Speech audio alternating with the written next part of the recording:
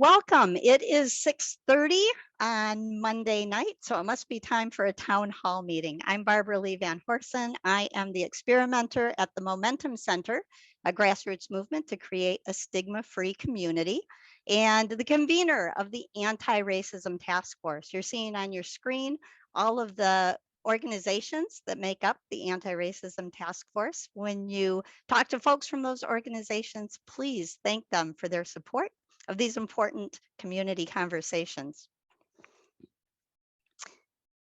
Our topic tonight is redlining, and before we start, I always have to issue a warning. Our very first town hall on racism, we were Zoom bound. It was an awful, traumatic experience, and we have followed all the protocols to try to keep that from ever happening again, including having people on security. So if someone acts up, we can quickly remove them. But there's no way to say with absolute certainty that somebody in a public meeting can't find a way in. So I just want to issue that warning and tell you that we have everything in place to be able to remove them as quickly as possible. Again, these are the members of the Anti-Racism Task Force who are responsible for bringing the whole series of town halls on race and racism. And they've also accomplished quite a few other things since forming. There's a very robust resource list on the Momentum Center webpage that we invite you to check out. We have a community book club. We provide places on the website to make reflections and report your actions. We've been actively supporting the county-wide DEI initiatives. We've created window clings for businesses and homes. We've partnered with A Long Talk. So anybody involved in this conversation that wants to take a deeper dive, we are a funnel into A Long Talk. In addition to that, we've had a variety of activities, events. We had a retaining relationships workshop, a teen retaining relationships workshop, a table at the Hispanic Heritage Festival. We have now planned the Civil Rights Road Trip, which will take place in April. And we're working with the Kauffman Institute on a conference on religion and racism that will take place this fall. So look for more news on that. We start with the DEI statement from our county.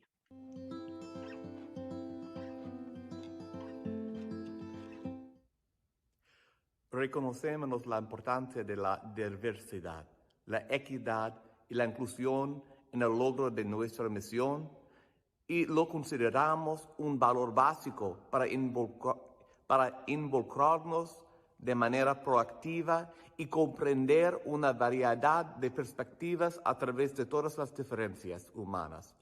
Buscamos asegurar un trato respetuoso y justo y el mismo acceso a oportunidades y recursos para que todas las personas puedan prosperar y alcanzar su máximo potencial.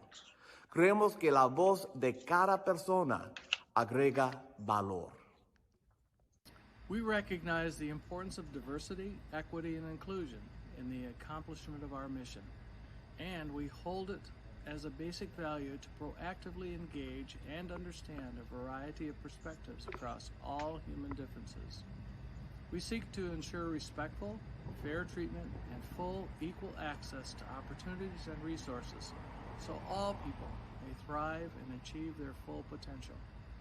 We believe every person's voice adds value.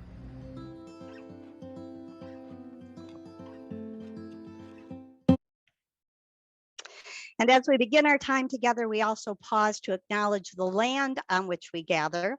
We recognize the people of the three fires, the Ojibwe, the Ottawa, and the Potawatomi, peoples on whose land we are gathered. And we recognize the Grand River that flows through this land. The Three Fires people are indigenous to this land, which means that this is their ancestral territory. Every university, congregation, institution, business, and monument here in West Michigan is built on stolen native land. We are guests on their land, and one way to practice right relations is to develop genuine ways to acknowledge the histories and traditions of the people who originated here first, who are still here, and who tend to the land and waters always. As we make this land and water acknowledgement, we know it is but an important first step and that there are many more that we need to take when we decide to engage in the important work of social justice and equity. Again, our topic for this evening is redlining, and our panelists are Liz Keegan from the Fair Housing Commission and Titus Davis from Guaranteed Rate. We'll hear from them shortly. First, just to go over the agenda so everybody knows what to expect tonight. We start with a welcome. We have some instructions and go over a polling question. Then we hear from our panelists. Each of our panelists will have 13 minutes to talk tonight, and then a question and answer period. We will have breakout sessions following question and answer. Our facilitators will report out. We'll have final closings and a final polling, and then talk about next steps. A few housekeeping items. Please stay on mute unless you're asked to unmute yourself. And if possible, please turn on your camera just because that helps build trust and a sense of community. It's especially important when you're in the breakout sessions. There is closed captioning available. You can turn your subtitles on to capture that. We ask that you submit your questions and your comments via the chat box. If you sent questions in ahead of time, they've been sent to our speakers to consider tonight. If we don't get to all of the questions, we will send them to our speakers and ask them to send us a written response so that we can include those answers in the packet that we send out by the end of the week. Again, with the breakout sessions, you need to have the Zoom app on your device and not just use the browser window. And we ask again, especially in the breakout sessions, that you do keep your camera on. In terms of next steps, we are recording this town hall and we will provide everybody who's registered with a packet, which will include the recording.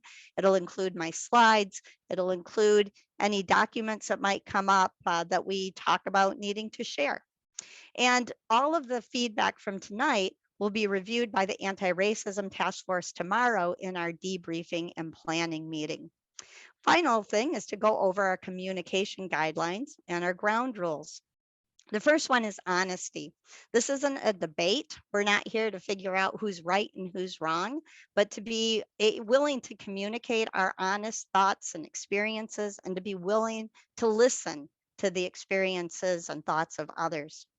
We practice equality. We have a couple of speakers who are very knowledgeable about our subject, but all of us are equal and valuable contributors to the conversation.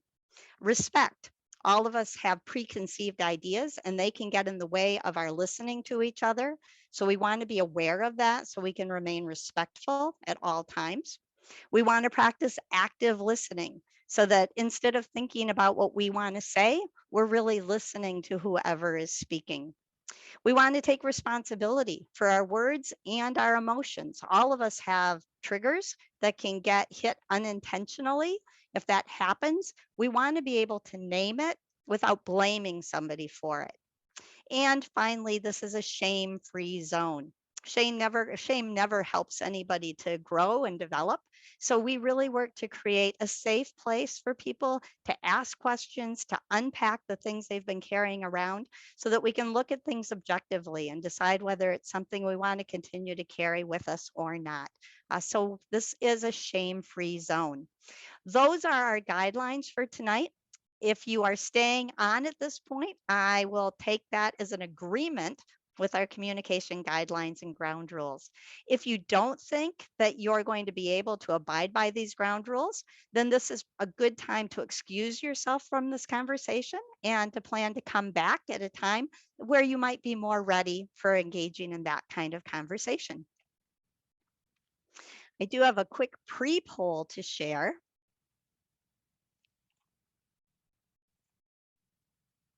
So you will see on your screen two questions. The first one is, what is your level of confidence talking about race and racism on a scale of 1 to 10, where 1 is I have no confidence at all, and 10 is that I am completely confident.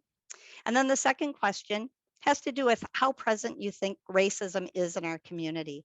Not at all, minimally, somewhat, regularly, or always, because the problem is systemic. So if you'd answer those two questions, and then you do need to hit the submit button for those to be registered.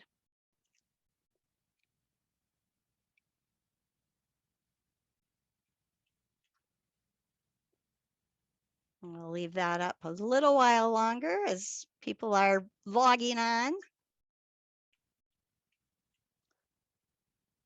And I'm going to close this in about 5 seconds.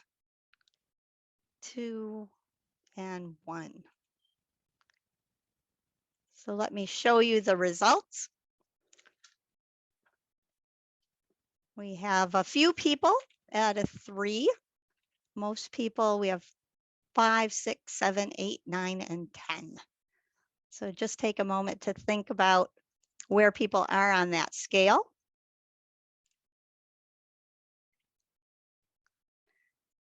And with that, I want to introduce our first speaker. I don't take a lot of time with preamble because I don't want to take away the time from the speakers who are presenting tonight. So I will just introduce Liz Keegan from the Fair Housing Commission, Fair Housing Center. I apologize, Liz. If you would unmute yourself, the floor is yours. Thank you so much. I will go ahead and share my screen when this is off. Well, I guess I can do it. I have authority. Excellent. Thanks so much for the opportunity. I'm going to dive right into a very quick look at a complex subject. Hopefully, some of you have had the chance to read or start to read The Color of Law, the recommended reading by Richard Rothstein. I cannot recommend it enough. It really gives a lot of the background, which I'm going to dive into and look at, which is that we have inherited policies that implemented and enforced segregating populations by race. This has been done a lot through housing, of course, which we'll focus on, but also tax policies, lending programs, and outright discrimination. I do work at the Fair Housing Center where we get cases, allegations of housing discrimination, unfortunately at a high rate in West Michigan. So this has resulted or created a lot of the issues that I want to highlight in a very quick way to better understand that history informing our communities today.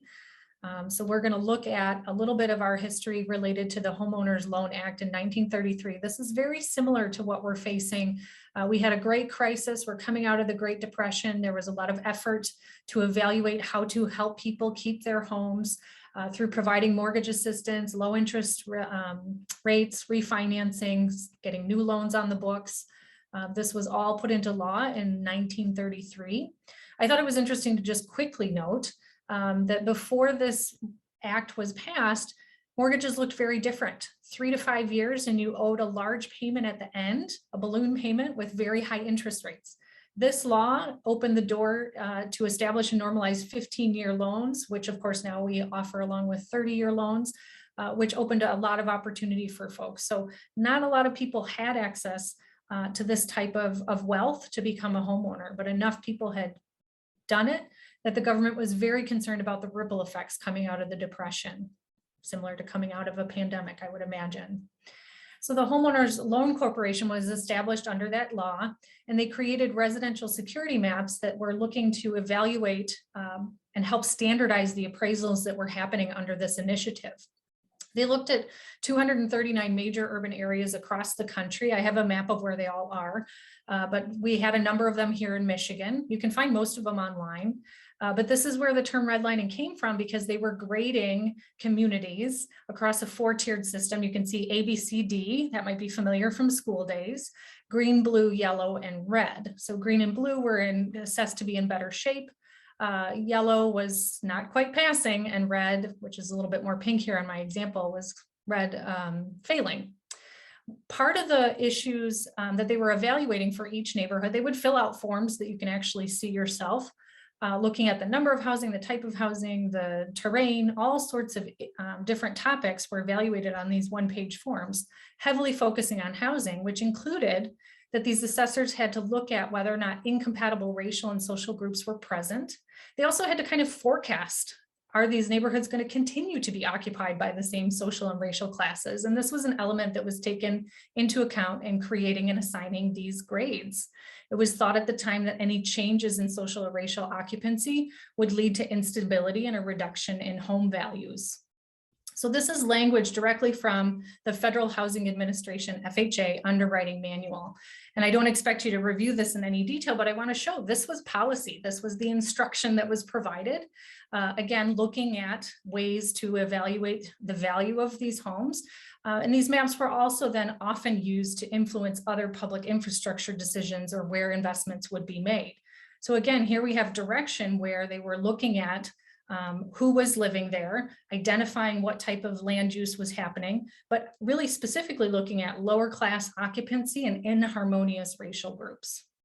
So again, called out in the instructions and how to do this. It was also recommended that deed restrictions or racial covenants be used. In the FHA underwriting manual, they were found to be effective, and they actually recommended that restrictions include prohibiting occupancy of properties except by the race for which they were intended. So this is where you see communities like Levittown, Pennsylvania, which was infamously built and is held up as a poster child of a white suburban development. They actually even included the fact that these deeds should run for a period of at least 20 years. They have since been struck down, but they're very expensive to remove legally. So oftentimes new homeowners can buy a property and find language like this. This is an example from DC from the 30s and 40s. Using the language of the time, this is pretty clear that none of the lands that this is referring to shall be sold, resold, conveyed, leased, rented, or in any way used, occupied, or acquired by any person of Negro blood or to any person of the Semitic race, blood, or origin, which included racial descriptions that they listed specifically: Armenians, Jews, Hebrews, Persians, or Syrians. So very, very thorough on how the land should be withheld or not allowed for even occupancy or any sort of use by race. Working with the Grand Rapids Public Library in the last 2 years or so, they found a restricted covenant that they shared with me from Kent County, and I actually recreated the language because I understand that's hard to read. The herein described premises are not to be sold to or occupied by any person with a perceptible strain of Negro blood. These documents are dated from the 40s, but this likely was put into place earlier and just was issued again as the property changed hands. So what does that mean for now? Well, I was fortunate to be a part of a presentation pre-pandemic times, actually in another state, where a gentleman from Indiana was able to take his GIS expertise and find and locate on a map suburbs that had racial restrictive covenants and layer it with the race, the percentage of non-white residents living in these neighborhoods as of 2010. So if you review quickly these red shades, you find that many of them are still very light colored, meaning that people of color generally have not moved into, I'd say, 95% of these neighborhoods in 2010. So while we have outlawed these, and yes, they were put into place in the 30s and 40s, the long-term effects are real. So here's the number of cities that were all mapped by the HOLC. So any of these communities were redlined, so to speak, using the term. If you look at the different dots, you'll see different makeups of the red and yellow and blue and green. The size of the circle by color indicates the percentage of the city that was scored in a certain way. So if you look at Sioux City, Kansas City, Wichita, right there in the Midwest, heavily red dots, most of the community got a failing score. This is the redlining map of Muskegon. And I'll ask you to kind of focus, if you would, with your eyes on the red and yellow shapes, kind of hold where they are in your minds. And we'll jump forward to a racial dot map. So we're looking at the C and D scoring, failing or not doing well neighborhoods within the greater Muskegon, Muskegon Heights area. And we again jump forward to 2010 race data. Blue dots represent white residents, green, Black residents, red, Asian residents, orange, Hispanic, and then brown using census data, kind of that other catch-all category. I'll flip back and forth again really quickly here. So we see kind of an arc of quite a bit of red and yellow land. And we see a tending pattern of these being the neighborhoods where a lot of people of color live now. This is Grand Rapids. Over 80% of Grand Rapids was a C or D score. You can kind of see the river there through the middle. So again, if you can really look at those shapes and hold them in your mind, all that uncolored area was industrial land and not residential, and therefore not mapped. You can kind of see a little bit closer here, number one, the different segregated neighborhoods of Grand Rapids in the 2010 census data, but also that those lower scoring neighborhoods tend to continue to be populated by Black and brown residents. What does this all mean? Well, I was really impressed by this New York Times story that talked about racist housing policy and the environment, for example. These are the red line neighborhoods of Richmond, Virginia. They were able to get great environmental data and layer these red line neighborhoods with temperature, as well as pavement coverage and tree coverage. So you can see that most of these red line neighborhoods tend to be much hotter. And I'll flip forward here, the cooler neighborhoods. They literally had volunteers with thermometers on their cars driving around these neighborhoods, helping map out this project. So again, the hotter red line neighborhoods, the cooler neighborhoods that were not redlined, more parks, more trees, less concrete. Here's the tree coverage map. This one is a little bit harder to see, but if you really look, you can see some of the red line neighborhoods, the trees don't even show up, which can take so much of a toll in the summer on our health. And also the pavement, the volume of pavement in the red line neighborhoods is much higher. This can lead to people having heat stroke, not living through these very hot, high temperature swings that we've had. You can also get information about how long your life expectancy is based on where you live in your zip code. We better understand so much more now, some of this history and how it's informed the development or lack of development in these neighborhoods. So that was all I was hoping to touch on. So hopefully that was good for timing. And I think I'll turn it over to Titus. Thank you, Liz, very much. Great background. And I'm happy to introduce Titus from Guaranteed Rate. Please unmute yourself and take over. Okay, hello everyone. I am definitely going to be touching more on race than redlining, but I first want to start off by saying my opinion may not be popular, and it also does not reflect the views of my employer. Now, being half Black, I get asked about racism in the mortgage industry extremely often. I've been doing mortgages now for 22 years, and I have seen all kinds of market conditions. Started doing mortgages because my dad made me. And have been doing them ever since. Started off in Joliet, Illinois. So that was a very heavy African-American area. Then was doing loans in Fort Wayne, Indiana. I have done loans in quite a few states. So I've seen everything. Pre-2008, I've seen the no income loans where we weren't verifying anything. And if you had a pulse and a social, you could get a mortgage. I saw the crash of 2008 because of that. We've now gone through a national pandemic. And with each of those instances, there have always been guidelines and governmental policies that change and continue to change for the betterment of home buyers to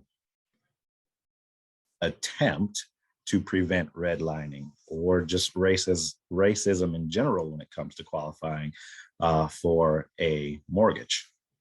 So it's been about half a century since the federal government banned discrimination in the home mortgage industry, but new analysis of mortgage data shows that people of color are still routinely getting denied a mortgage far more often than Caucasians. So you're gonna have to excuse me if I say Black people or white people. I am not trying to offend anybody. It's just how I talk. I will attempt to politically correct myself. But that's just me. So you guys are just getting all of me. So with that data, it's especially true in 61 areas across the country, including Lansing and Detroit. Even when controlling the applicant's income and loan amounts and neighborhood, it's still heavily the denial rate is still heavily against people of color or other ethnicities. In Detroit, Black loan applicants in 2016 were almost 2 times more likely to be denied a loan than non-Hispanic white counterparts. And in Lansing, the odds are even bleaker, with more than 3 times likely to face a denial. Now, the denial rates for like Asians, Latinos, and Native Americans in Lansing and Detroit, statistically, there's just not enough data. For instance, there was only 22 people that had identified themselves as a Native American in Detroit and 10 people in Lansing. So it's hard to say, okay, Native American, Latino, Asian is included. So it's personally, it's hard for me to look at that data and say, oh, that's discrimination, because I personally have not experienced it in my 22 years. 20 years ago, a lot of times people were looking to file and make a judgment call as to whether or not they should be approved or denied. It was a literal person who was underwriting files back then, which made it easy to say, you're buying in Lansing? Yeah, denied. You want to be in Detroit and you're Black? Denied. That happened, yes. But non-discriminatory guidelines definitely have improved year after year, especially with desktop underwriting. We have what's called DU, desktop underwriting. Someone enters an application and it's not a physical person looking at it. It is a software that is looking at a larger picture of a client's credit worthiness, debt to income ratios, housing ratios, credit scores. Now, the top 3 lenders to Black applicants in like Detroit, or we can just say Michigan in general, is Quicken. They're huge in Detroit. B of A, Bank of America, and Huntington Bank. Now, they all have denied Black applicants at a much higher rate than average. Huntington Bank had denied nearly half of the Black applicants that had applied with them back in 2016.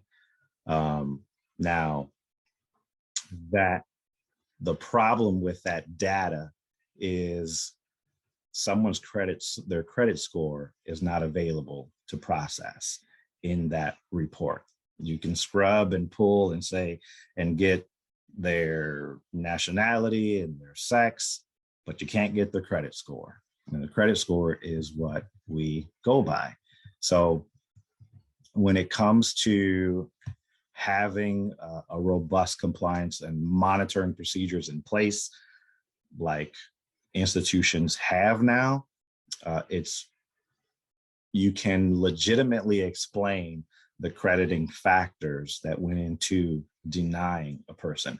Even after 2008, when someone is denied, we have to give them a letter that states why they were denied, and break it down for them and say, this is the reason why, this is the reason why, this is the reason why. So when it comes to pulling that data, you can pull a report based on whatever factor you want to prove. You can pull all the Black applicants and compare them to all the white applicants, and then your theory would be correct.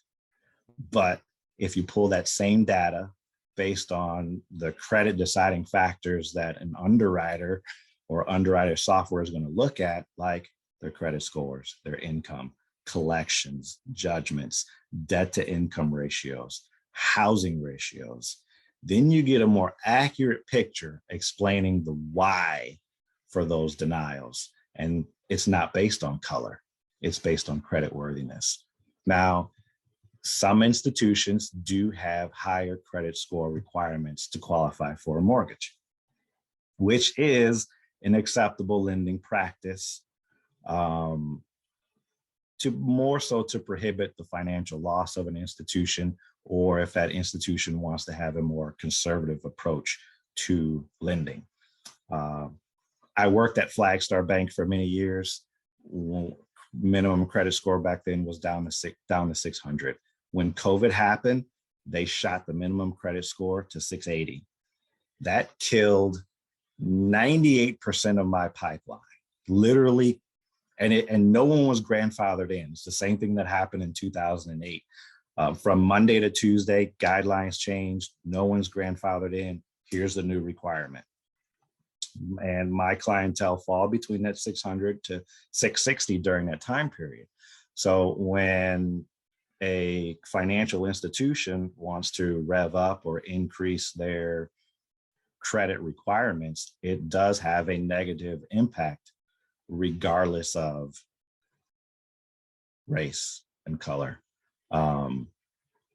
Now, I believe that some lenders that have massive ad campaigns are encouraging everyone to apply for a mortgage can skew results when you're pulling data for Black applicants versus white applicants.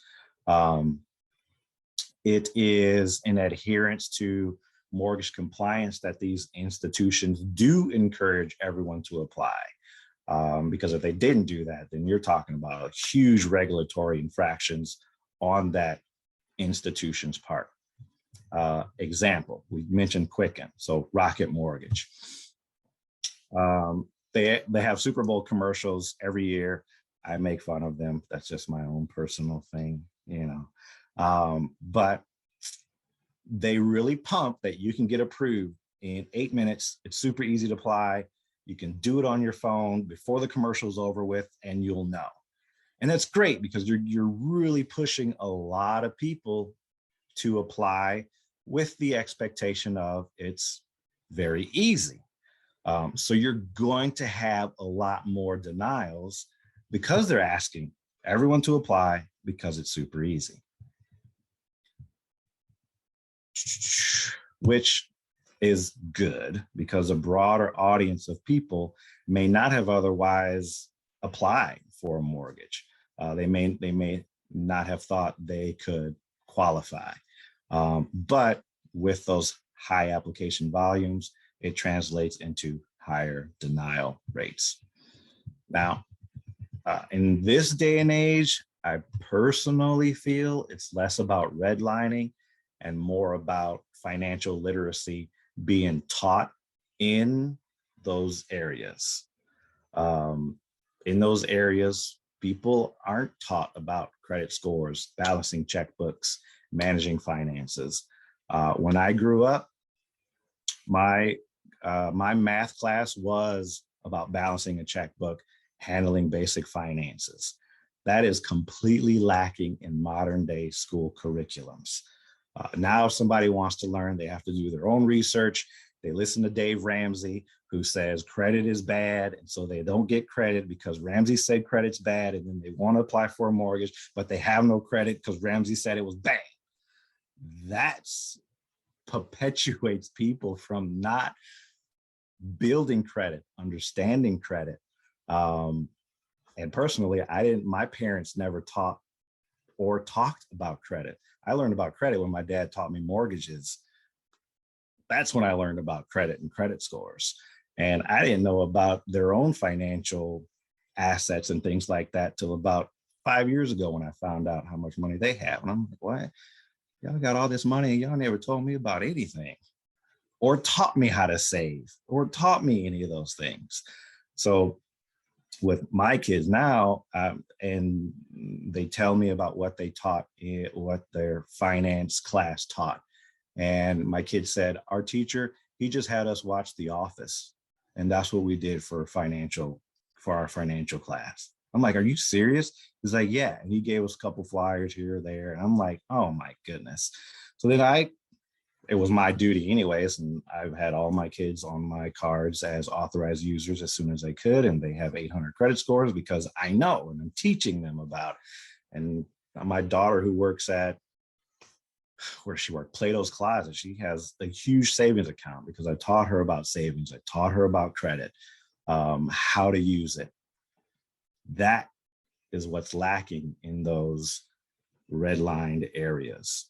The other thing too is false expectations that people have when it comes to their living situations. Like landlords or renting have false expectations when it comes to what someone thinks they can afford for living expenses. You know, a landlord only cares about if you have a job. They don't care about debt to income ratio or housing ratios, things that mortgage professionals like ourselves take into consideration. So even though someone might be paying, they might be able to afford paying $1,000 a month for rent. When it then comes to qualifying for a mortgage based on their debt to income, their housing ratio, they may only qualify for a $600 mortgage payment, which then makes them upset because they don't understand mortgage guidelines. And then it goes down to, well, you just don't want me to buy a house and you're racist. And I'm like, I'm half Black, I can't be racist. And then that conversation just keeps spinning out of control. But those are the conversations that I have. And I try to tell people it's not about racism. It's about where your financial situation is or where your credit score is. And your housing ratio and your debt to income ratio. These ratios were put in place, whether you're Black or white, you got to follow these ratios because statistically it has shown that it will keep foreclosure rates down if your ratios fall under certain areas. Also too, statistically, if you take a first-time homebuyers course and you learn about these things, statistically foreclosures and foreclosure rates are lower. So the problem, in my opinion, I feel is educating in these red line areas, understand guidelines, understand the home buying process. Because of the lack of financial or mortgage education, it makes it very easy to blame anything else for not qualifying or something else for not qualifying. Is it because I'm Black that I didn't qualify? No, it's because you decided to buy an $800 a month vehicle and you make $2,000 a month. That's why. It's nothing to do with race. And I have those conversations. So after 2008, there are so many new policies and guidelines that have been put into place that would make it, in my opinion, difficult for a lender to redline. Now, Thank you, Titus. I went over. But thank you. Oh, I see it. 1 minute remaining. Now I see the chat. Thank you I was very wrapping much. it up. Good, Sorry. good. Well, no, important information, and I think an opportunity now for people to ask their questions. So please put your questions to either Liz or Titus in the chat box. You can direct them specifically to one or the other. And Mary Jane also has questions from beforehand. So I will turn it over to Mary Jane to moderate this part of the meeting. Thank you.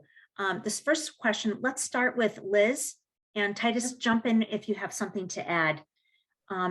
We'd like to know how, if you could address and explain how the consequences of redlining have affected wealth over the course of generations. That's a fantastic and important question, because I think there's a strong correlation there. When you have people that are restricted into neighborhoods that are not going to gain value over time, you limit the ability for that individual or that family and their future generations to build wealth. I think that's a pretty direct line, in my opinion. We've had so many cases. I've been at the Fair Housing Center. I think I would guess that we're pretty much of age, Titus. I've been at the Fair Housing Center for over 20 years myself in different capacities. And I'm continuing to learn. So I really appreciate the perspective that you brought to the table as well. But I have had real estate agents, I've had people contact me and share their experiences where they were steered out of neighborhoods that were 100% white. Well, there's a lot of professionals of color like you in this neighborhood, so we think you should be over here, or not shown properties that would allow for wealth building to reset the clock, so to speak. I mean, the challenge that I think we're up against right now is even before the pandemic started, there was very little housing available that was attainable, that people could afford, that was quality rental and even for sale. The price jumps for rent and for purchasing are seemingly endless. And so even people that are perfectly qualified or very high qualified, that population is having a hard time accessing home ownership right now, right? So how are we going to, unfortunately, one of the challenges with discrimination is being able to prove it, it has to happen, right? So I think we'll look back in time and pre-pandemic and during the pandemic and see a lot of people were left out. I think we also have to acknowledge that there are differences in the amount of income that people are paid. So women are paid less, people of color are paid less. That impacts your wealth building, that impacts your ability to get your ratio, your income to debt ratio in a good space, right? So I think there's so many ways that we can draw the lines that say this is left a whole lot of people behind. And I think it has a lot to do with race, skin color, and national origin.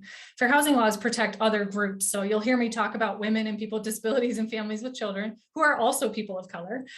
So that's something that we're very aware of, is that it can really leave people behind. And then also for the families that were able to buy a home, our office is in the southeast side of Grand Rapids in 49507, traditionally a very Black and now Black and brown neighborhood. It's being gentrified. People are feeling pressure and displacement. So for the families who were able to purchase, they may see some value in selling. But for many, many years, there was no incentive to sell. They were not going to make the money that made it worth selling the home and passing on that wealth to others. Then the foreclosure crisis, I think, also had a really disparate impact. We saw a lot of properties left behind by the banks once the banks owned the homes in Black and brown neighborhoods. And actually, we had a pretty well-known case against Wells Fargo, and now Fannie Mae has admitted that they have done this as well, where they neglected to market, secure, take care of, and sell the homes in the Black and brown neighborhoods versus in white neighborhoods. They were all over those, flipping those houses, selling those homes. So those neighbors didn't get that hit of an empty, unsecured, ugly, dangerous, empty house sitting next door. So there's so many ways that we see this impact for these really, really big questions. So I really want to thank you all for raising them. And I want to acknowledge that we're not going to do justice, I don't think, to a lot of these really big issues in one evening. I'm just trying to think of a couple of different examples, both from the history of redlining and how we see it, I think, unfold today. So I think when I think wealth building, it's all in your perception. And investment strategies. You can make a lot of money in a red zone if you're buying and holding, if that's your strategy. If you're looking for cash flow, monthly cash flow. When I was doing mortgages in Fort Wayne, I bought a lot of houses in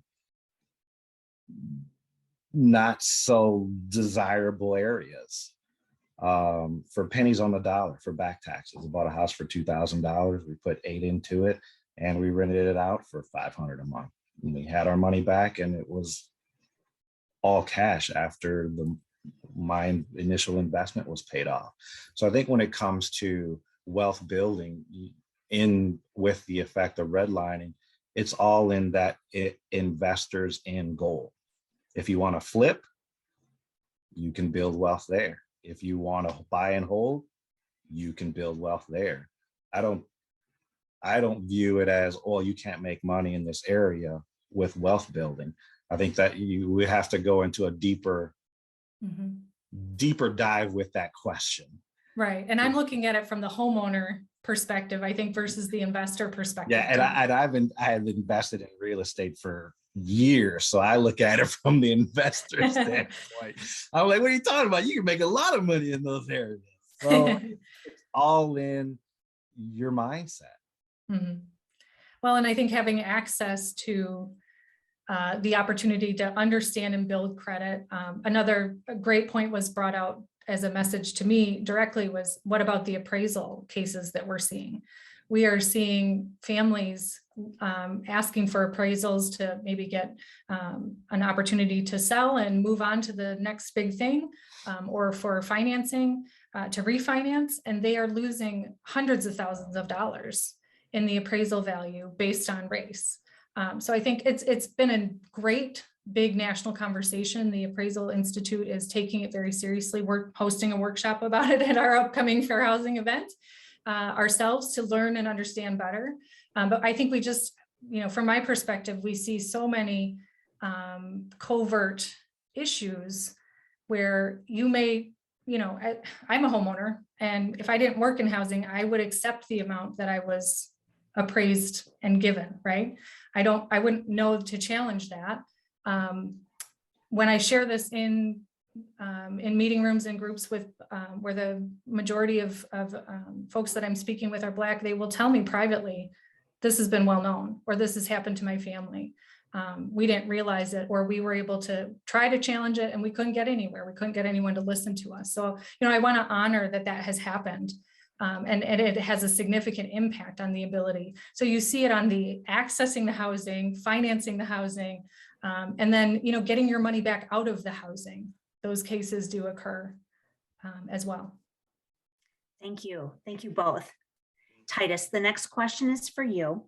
And first, I want to give you credit for answering a question in your talk that was asked. People wanted to know what they could do about the situation.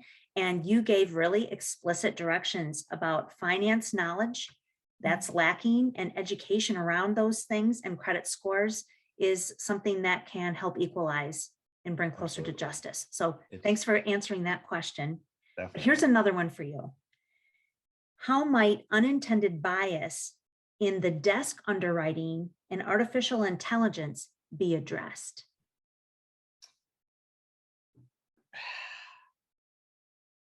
So I do my own little experiments, and I don't know if I'm supposed to or not, but I do try this out.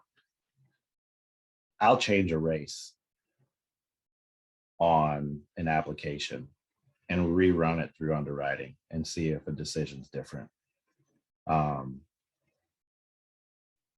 I've never seen it be different, because you could give me your credit score, your income, and your debts, and I'll tell you if you're going to qualify for a mortgage or not. It has absolutely, we don't even have to go through underwriting. I'll let you know based off of those three things whether or not you qualify for a mortgage or not. And it has nothing to do with running it through underwriting, because those are the main three things that are looked at. So I really don't think there is anything that could be done to change unintended bias with AIs. I know lenders are getting more aggressive with, at the end of the day, we're not going to make money if we're not lending. And they're becoming more aggressive with down payment assistance programs, credit score minimums. Now credit score minimums are back down to 580 for FHA for most lenders. So I really don't think that there is anything that could be done from a desktop underwriting standpoint to make sure that some unintended biases are being done outside of, let's rerun this with white checked in the box than black. I've done it. That was going to be like my wrap up. My conclusion is that I've done that just to see, because I want to know too. But yeah, it's whenever I'm working with someone, I and their scores aren't there or the income's not there, I always tell everyone it's not a no. It's just a not now. But here's the game plan. Let's pay this credit card off. That's going to raise your score here. Let's pay this debt off. That's going to free up some debt to income. I'm a game planner with my clients, every single person. I do a thorough credit review and put together a game plan. And I have those that will follow the game plan. all right, cool. I pay this collection off, do this, do that, do this. I had a girl, 400 credit scores a year ago. She did what I told her to do. She had a 640 a year later. We got her 100% financing. Then I got people, same scenario, 400 credit scores. I put together the game plan for them. They do nothing. And a lot of it could be pride based at some times. So some people are too prideful to pay that Sprint Comcast collection, and then their scores don't raise up, and then they say, well, it's because everyone wants to keep me down. No, it's because you didn't pay that debt. So Can I credit jump in? coaching is part of your plan, Titus. Absolutely. Yeah, I never give a denial. I just say, not now. Here's the game plan. When I'm an educator, my title is Director of Education and Outreach. So I really appreciate that you're willing to take that time. Oh, yeah. I'm guessing that not everyone gets that care and that attention. I want to point out quickly, the National Fair Housing Alliance has been looking at algorithms and race. And, for rental properties, a lot of them were using third-party screening based on artificial intelligence. And we're starting to learn from it and starting to see that there are flaws. There's a great comment in the chat about understanding that a lot of these brilliant programmers who put together this stuff that I can't even begin to fathom have bias. And so I think we're just really better understanding the correlation of shifting the obligation away from a human who may have flawed judgment or have bias and be using that in this position of power. I think we have to very carefully evaluate. And I appreciate what you're doing, Titus, is what we would consider testing the system, basically. And our volunteer opportunity is helping us test housing providers, lenders, landlords, you name it. We can talk about that if there's interest, but it's an on-the-ground way for people to volunteer and get involved with fair housing. I think we need to be really cognizant that there are probably ripple effects again with this shift to online and third party, that will create likely a different set of barriers. And I think we also have to acknowledge that there's a technology divide, that people don't always have access to this internet, this smartphone, this product to jump on and do my 8 minutes of Rocket Mortgage. I really appreciate that example. Casting a wide net is important in equal opportunity, but being intentional about inclusion takes a lot more work and a lot more one-on-one, I think, as you've been talking about. Yep. Thank you, Liz. I'm going to underscore something you said and segue to the next question. One of our participants put into the chat, like, how many assets does a person have when applying for a mortgage?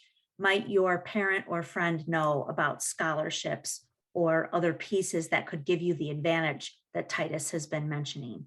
So that's not in the AI program that has an effect on lending. And social capital, who can tell you how to do this. I think there's learning this and having trust in the system is very challenging. I think there's a ton of neighborhoods and communities that are underbanked and don't have access to traditional banks. So they're relying on things that don't lead to the best credit score. And quite frankly, we used to offer mortgages without having credit scores. Oh my gosh, looking at our history, is there another way that this incredible, creative, energetic country can think about? How can we do this a little bit differently that is more inclusive, that allows for responsible homeownership? We don't want to see someone enter into homeownership to have it fail. Of course not. But we have to balance that with allowing access, right? So I think this panel probably couldn't have been planned better. We have very different perspectives, but we agree on the core value of this opportunity. And the education and the access are so critical to do it. It's huge. And those programs are back now, the no credit score programs. Right. Is the pendulum swinging too far, Titus? Do you have concerns? Well, the caveat to that is you have to have 3 alternative trade lines with a 12-month history. So even though you may not have a credit score, if you've paid your car insurance on time for the last 12 months, I've used Planet Fitness. I've used Xbox membership. Anything that you've paid on time 12 months that you can show 12 on-time payments to them, that can be viewed as alternative trade lines. and you could qualify for a mortgage even without having no credit scores. Some of the loan programs that have come back around from 2000, 2008 are asset-based loans. So for the one question about, if your parents have money, or if you just have a lot of assets or come from privilege, there's a bank program where you don't even have to show that you make income. If you show that you have assets of 20% down and 3 months reserves of the new mortgage payment, you get approved. So it is swinging back around, but there are banks that are taking a different kind of view towards real estate. A bank, a Flagstar, typical bank, when they invest in a home, because they are investing in a home as a bank, their goal is to make money off of the interest. Then you have different financial institutions where they are looking at that mortgage as an investment for themselves. So they put 20% down, they actually hope you default and get the house back, because as an investor, they're going to make that 20% plus some because of values going up.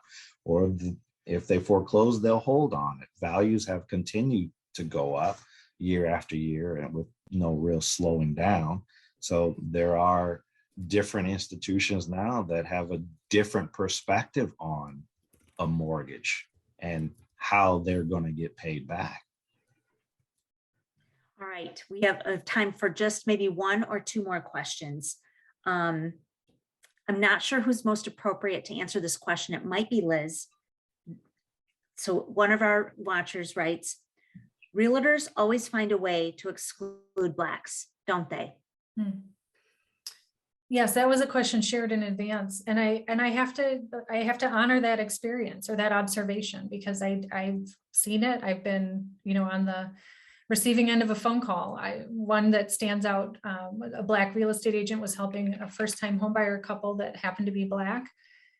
Everything was ticking along. Things were going very well until the couple felt like their names were disclosed to the sellers, and they felt that their names disclosed their race.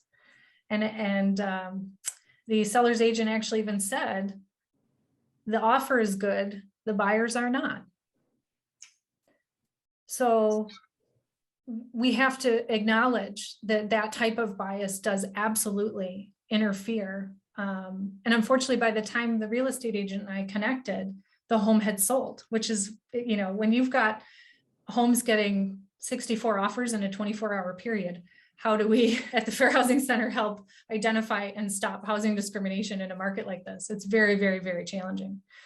So I'll tie that very quickly into the opportunity to help us out.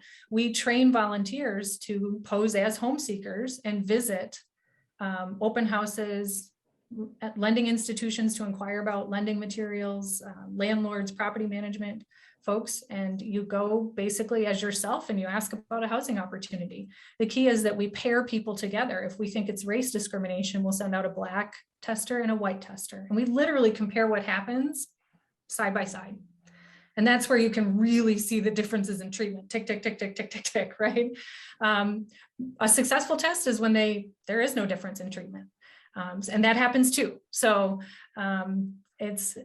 I understand that sensation and that feeling. I also know there are a lot of housing professionals who do not want to be complicit in continuing this.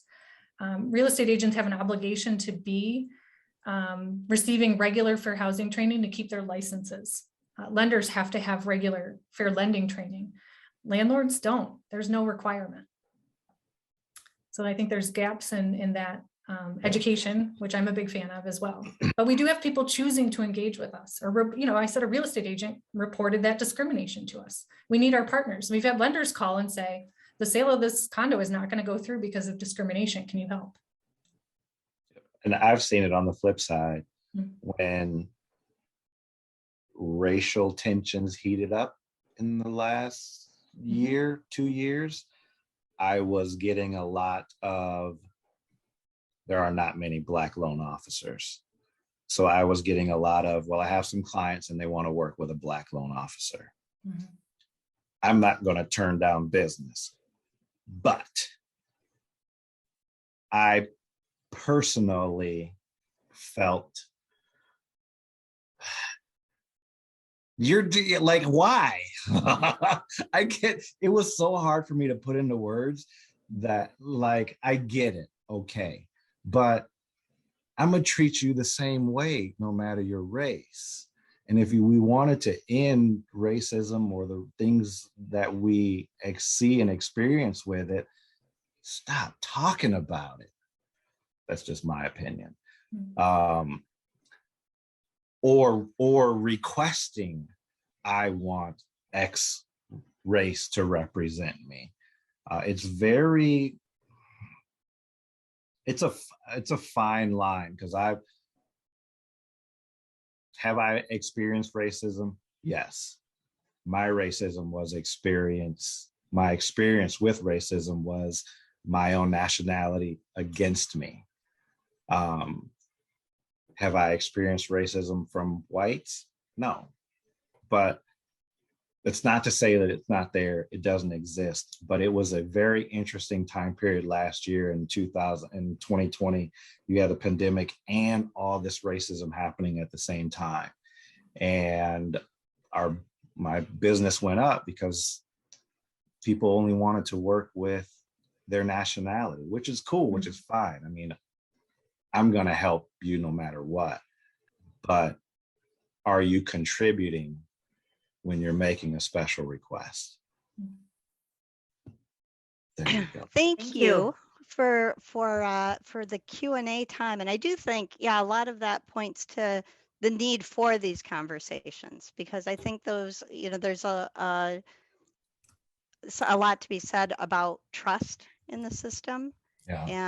And we can't repair the damage that's been done and build trust without those kind of conversations and being able to talk honestly about the experiences and have them acknowledged and validated for what they are.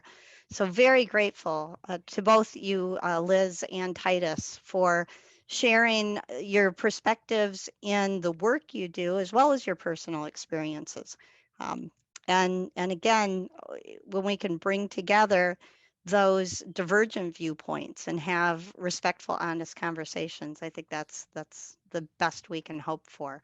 We're going to go into our small breakout rooms now to continue processing what we've heard and talk about what we might do, what might be some action steps. Or as a facilitator in each room, I might do some moving around once you go so that we can even out the size of the rooms. But I'm going to open those breakout rooms now and invite you to jump into one. Okay, I think everyone might be back. So welcome back. I hope you had fruitful conversations. I do have some really good news before we listen to our facilitators report out, and that is both of our speakers are willing and available to stay for casual conversation after the town hall officially ends. So if anybody's interested in continuing a conversation with Liz and Titus, you are welcome to stay on after the town hall closes. But we'll move on to the next part of our town hall now, which is reporting out. So I'll ask each of the facilitators to share just one suggestion that came from question number 3, the action question. And first I'll ask Carolyn and group 1, what did you guys come up with? Hey, well, I think we could have solved a whole lot if we would have had 10 more minutes. I mean, we were really coming up with great things, but seriously, on what to do, we feel it needs to really start, like I think a lot of people feel, with getting back to that education piece of it and really advocate for education, like get the financial literacy, back in the schools, and just whatever we can do to assist with that on any level. Great. Thank you, Carolyn and team 1. How about Jamie and group 2? Yeah, thank you, group 2. So we had Titus in our group, which was a lot of fun. And I'm going to take what he said, which is education. Be available to others. You can't get out from under the rock if you don't know that there's one on you. Excellent, excellent. Thank you, Jamie in group 2. How about Carrie in group 3? Okay, we also had listening to the professionals like we are tonight, and we're very grateful that you could both be here, and educating ourselves. We had Joyce, who's a Dominican sister at Marywood, in our group, and I just wanted to mention she could feel what it was like in people's shoes that don't get appraisals, because she never had to look for anything, and she only had certain bills, so she could understand how it would feel by not being able to be get a mortgage. Excellent. Thank you, Carrie in group 3. How about D in group 4? Yes, we had some really good conversation, and I really liked where we were going with question 3. I think my favorite thing that was said was that lobbying for more financial literacy in high schools and teaching students about credit scores and balancing checkbooks and all these really important things that we are kind of skimming over for kids. Excellent. Thank you, D in group 4. How about Jane in group 5? Well, it was a privilege to have Liz in our group, so we thank her for all her participation with us. And one of the things is about, and she was also very grateful that we had this opportunity to talk this evening as a group. And so that led into talking more with each other, people you trust in life on what you're learning, and just coming from those trusted individuals to continue our education. Thank you. Excellent. Thank you, Jane in group 5. How about Mary Jane in group 6? We had a great discussion. Financial literacy was our top suggestion of what to do. And it doesn't have to, while we'd like it in the schools, it could be with your neighbors and in your coffees. And also, one of our group members suggested that the nonprofits that support fair housing take on the philosophies of the payday loan companies so that they can be as successful as they are, and maybe provide a schema shift for people. Excellent. Excellent. Thank you, group 6 and Mary Jane. We did not have a group 7 tonight, but how about Rebecca in group 8?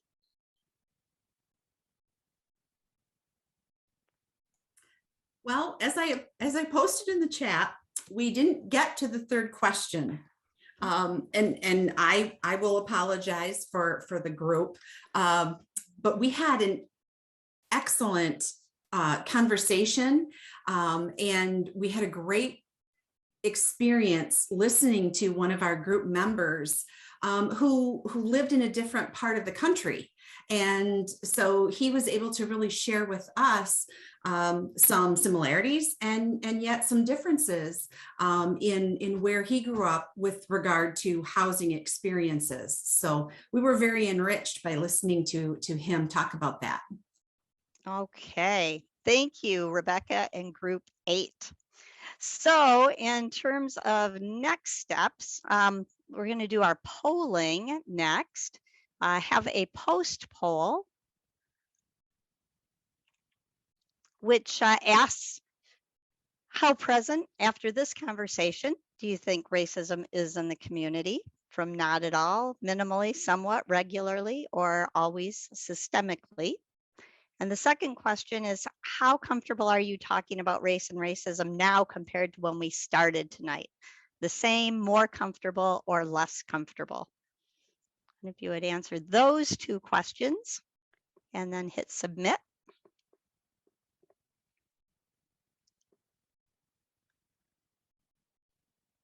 Leave that up for a few more seconds.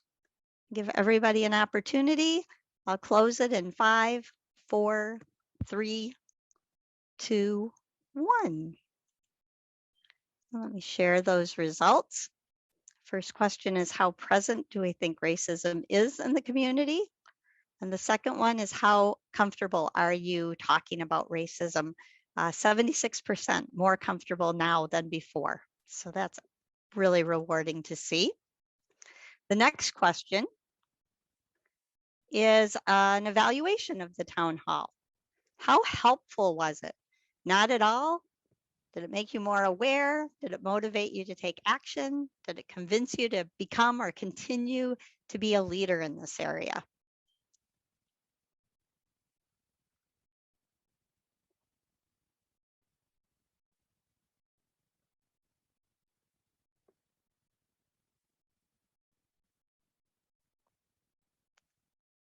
And we're almost everybody's there.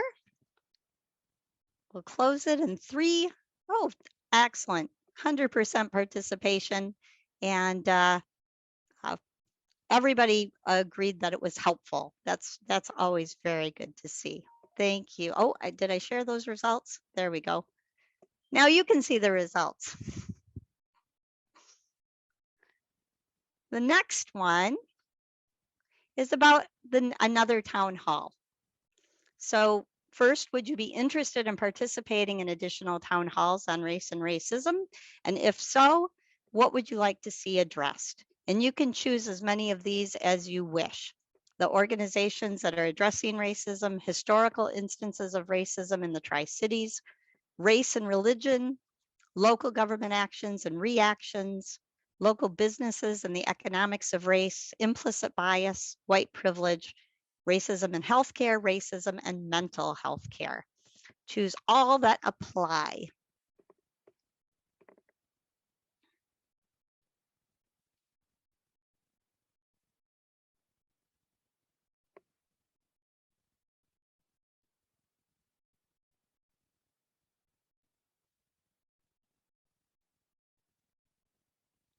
And we'll leave it up for a few more seconds.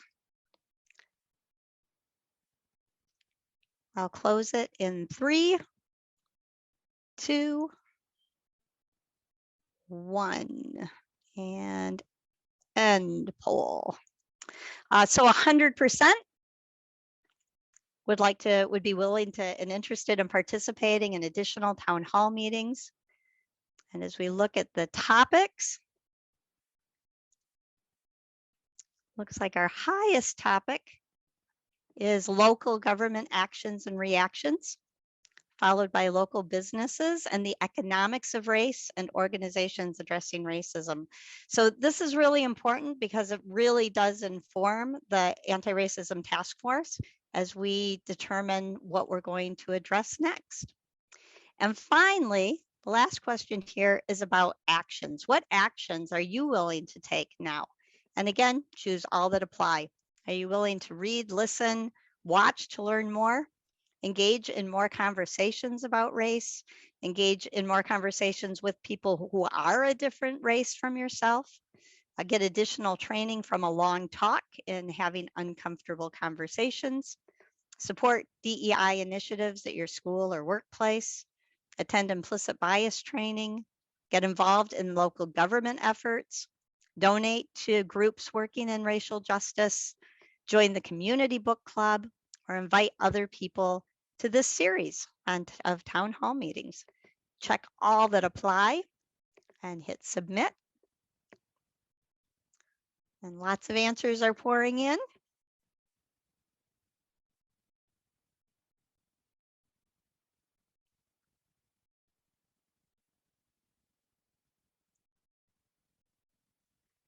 And I'll close this in 5, 4, 3, 2, 1. And that poll.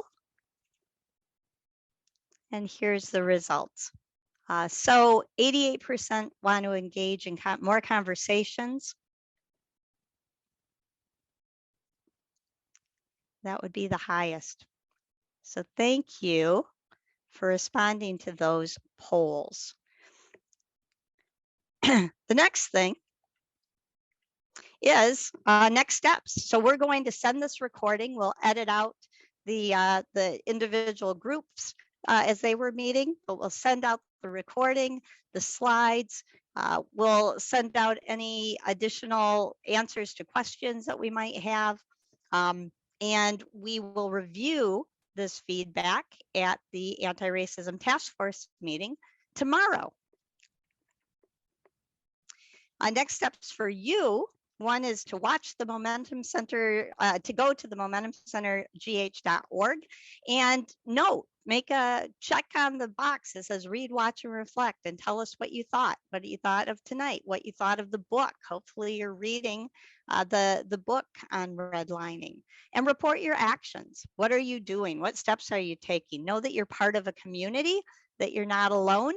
It's always helpful to know that you're part of a group and not working in a vacuum. The next town hall will be April 25th. They're always the fourth Monday of the month. And our topic is housing. So we will be continuing this conversation. We'll have Dale Zahn from the West Michigan Lakeshore Association of Realtors, Anthony Lambers from Home Realty, and Lynn Raymond from the Lakeshore Housing Alliance. So some of the topics that began to come up about whitewash appraisals and those kind of things, we'll have a deeper dive next month, and hope that you will continue to join us for that. Whoops. Don't know how I turned my video off. My apologies for that. And I have a big thank you to Liz and to Titus. Really, really grateful for your spending time with us tonight. I see that Stephen Nichols' hand is up. Stephen, is this something, are you going to stay on for the community, the casual conversation after the town hall? Yes, I just wanted to mention a Conversations on Race Zoom meeting, and maybe I could share contact information for that if it's of interest. Yeah, go ahead and put that information in the chat box. Okay. And basically, we don't have a listserv. It's just an email list. And I will send my email and David Douglas, the facilitator's email address, to whom you can send an email and express your interest, can join the group that way. Excellent. And what we'll do, Stephen, by you putting it in the chat, we'll send the chat along with this recording to everybody who registered for the event. So they'll all get that information and be able to connect. Okay, thank you so much. Absolutely. Thank you for sharing. So again, thank you to our speakers, to Liz and to Titus, and thank you to the facilitators, to Carolyn, Jamie, Carrie, Dee, Jane, Mary Jane, and Rebecca. Thank you to Joanne for timing everything for me, Mary Jane for facilitating the Q&A time. This really does take a whole community to make happen. And I'm so grateful for all of you who have been part of this community conversation. If you're interested, please stay tuned for the casual conversation. We will now close a town hall officially until next month. The divine in me recognizes and bows to the divine in you. Namaste.